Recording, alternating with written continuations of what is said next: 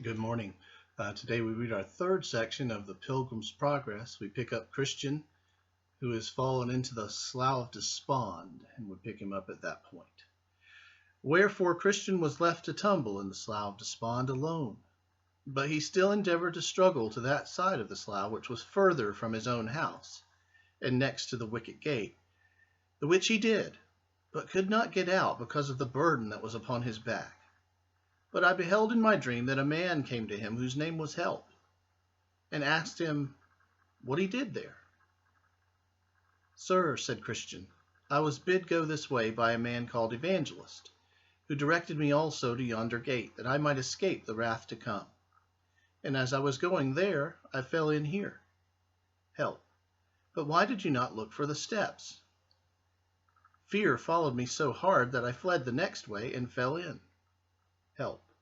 Then said he, Give me thy hand. So he gave him his hand, and he drew him out, and set him upon solid ground, and bid him go on his way. Then I stepped to him that plucked him out, and said, Sir, wherefore, since over this place is the way from the city of destruction to yonder gate, wherefore is it that this plat is not mended, that poor travelers might go thither with more security? And he said unto me, This miry slough is such a place as cannot be mended. It is the descent, whither the scum and filth that attends conviction for sin doth continually run, and therefore it is called the slough of despond. For still as the sinner is awakened about his lost condition, there ariseth in his soul many fears and doubts, and discouraging apprehensions, which all of them get together and settle in this place. And this is the reason for the badness of this ground. Is it not the pleasure of the king that this place should remain so bad? His laborers also have by the direction of his majesty's surveyors been for above this 1600 years, employed about this patch of ground, if perhaps it might have been mended. Yea, and to my knowledge, saith he, here hath been swallowed up at least 20,000 cartloads, yea, millions of wholesome instructions that have at all seasons been brought from all places of the king's dominions. And they that can tell say they are the best materials to make good ground of the place. If so be it might have been mended, but it is the slough of despond still, and so will be, when they have done what they can.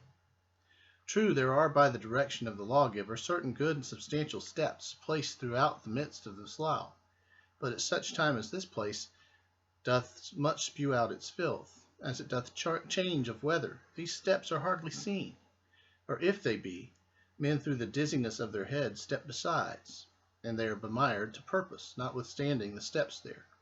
But the ground is good when they once got at the gate. Now I saw in my dream that by this time Pliable was got home to his house again.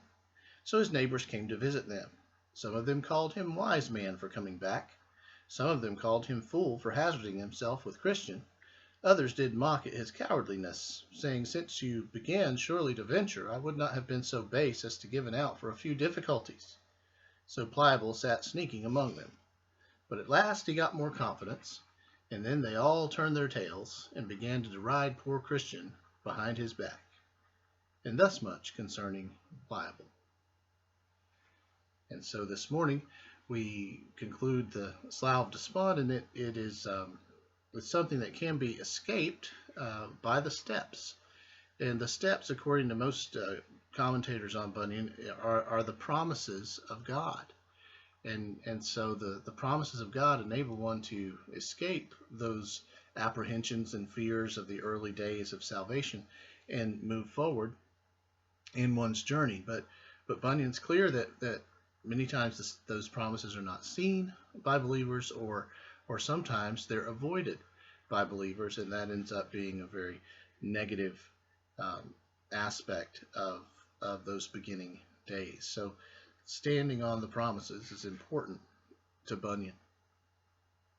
It also is clear that Bunyan believes that this is an ongoing state for most people, that this will be a situation most people will find themselves in, and it is a part of God's working in purifying his people. So he has escaped, and now he will be moving on toward the wicket gate in the next days. But of course, as he moves on, he's going to encounter other characters who try to dissuade him in different ways. So it's through through many tribulations that we enter the kingdom of God, and this is the example of the Pilgrim's Progress. That journey is littered with many challenges. So, hope you enjoyed today's reading, and I hope to see you again tomorrow. Thanks.